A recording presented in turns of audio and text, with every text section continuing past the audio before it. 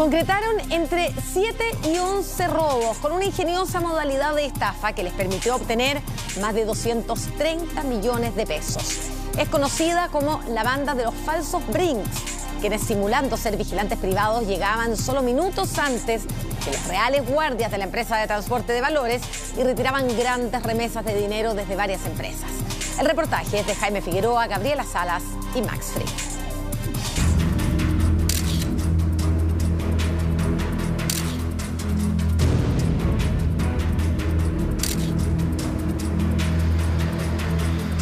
Se dedicaba al robo, se hacía pasar por vigilante de Brinks.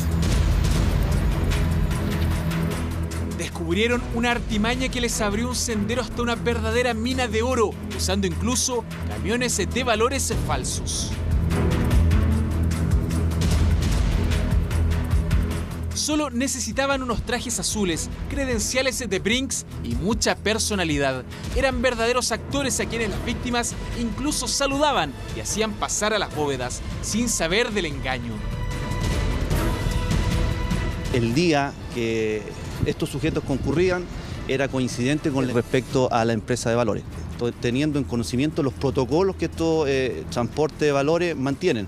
Atrás quedaba la violencia, cientos de millones de pesos en juego, enfrentamientos a disparos e incluso personas muertas de ambos bandos, ya sean vigilantes privados o asaltantes.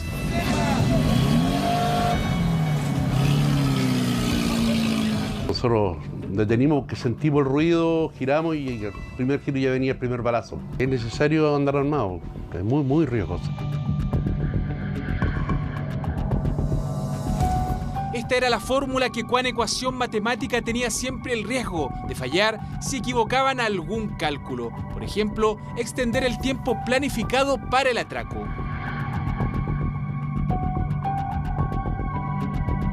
Pero como todas las modas, este tipo de delitos fueron prescritos por los propios delincuentes, quienes vieron un riesgo altísimo en estos violentos asaltos. No tenía sentido para ellos robar cientos de millones de pesos si podían morir en el intento.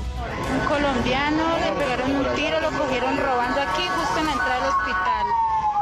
Con tanto robo frustrado comenzó a operar la creatividad del delincuente criollo. Si no puedes contra los vigilantes privados, mejor únete a ellos. Este fue uno de sus primeros y millonarios robos en una tienda Adidas. Ese día se incautó un automóvil y en el interior del automóvil vestimentas, teléfonos celulares, pero fundamentalmente diría que fue a partir del análisis de la información contenida en los teléfonos celulares que fue que se logró la identificación completa. Luego se desata una avalancha de robos a empresas e instituciones con la novedosa técnica de los falsos vigilantes privados.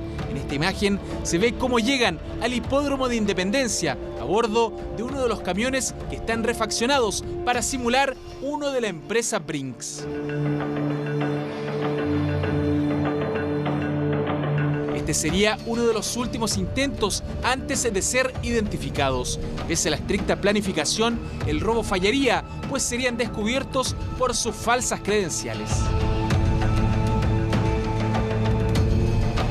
La gente del hipódromo revisó y contrastó que efectivamente las credenciales correspondieran, no solo los nombres, porque los nombres correspondían con vigilantes activos, sino que correspondieran los nombres, pero también correspondieran las fotografías. Y en este caso las fotografías no correspondían, entonces ellos simplemente se niegan a entregar la remesa. Un camión pintado artesanalmente, pero igual a los reales transportes de valores, solo perceptible en falsos detalles a un ojo experto. Vigilantes privados impecablemente vestidos, aunque sus trajes no son originales, sino burdas copias de los reales.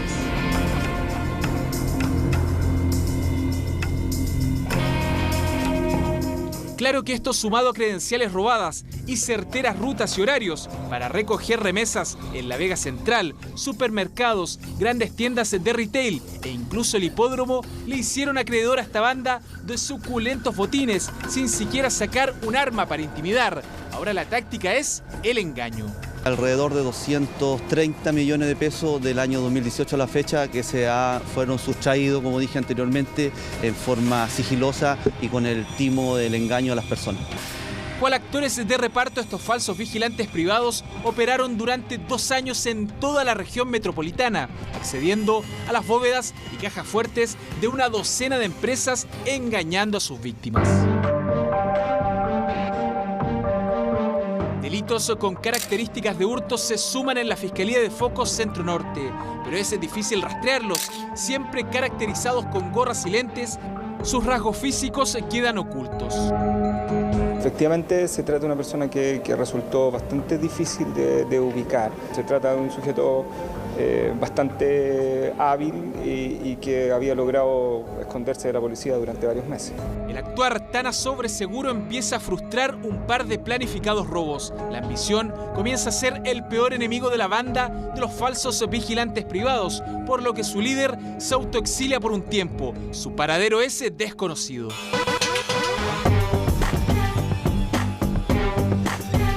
Recientemente tenemos 7 hechos por estafa reiterada y alrededor de 230 millones de pesos del año 2018 a la fecha. Pasan los meses y una agresiva diabetes transforma la morfología del líder de esta banda. Está casi irreconocible, pese a tener 39 años. Más complejo entonces para la PDI, que sabe perfectamente que este sujeto es quien lideró la banda de los falsos vigilantes privados. En medio de la frenética búsqueda del cabecilla de la banda, se encuentran 2 camiones de valores falsos, acondicionados únicamente para engañar a ingenuas víctimas que entregaron sus remesas sin saber que les estaban robando en sus propias caras. Patente, Nico, patente, ¿qué tal? Una de estas máquinas es la utilizada en el frustrado robo al hipódromo, donde pese a la buena calidad de la falsificación del vehículo de transporte de valores, fueron finalmente las credenciales y las propias caras de los supuestos vigilantes las que no convencieron a los custodios del dinero que iba a ser entregado.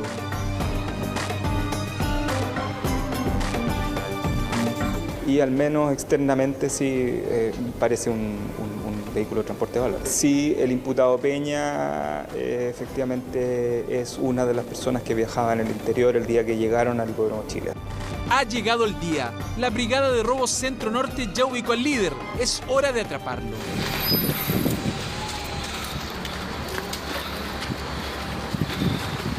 Este sujeto es sorprendido cuando se paseaba con total normalidad por afuera del centro de justicia. Su cara da cuenta de que nunca imaginó este final, tras varios meses de impunidad.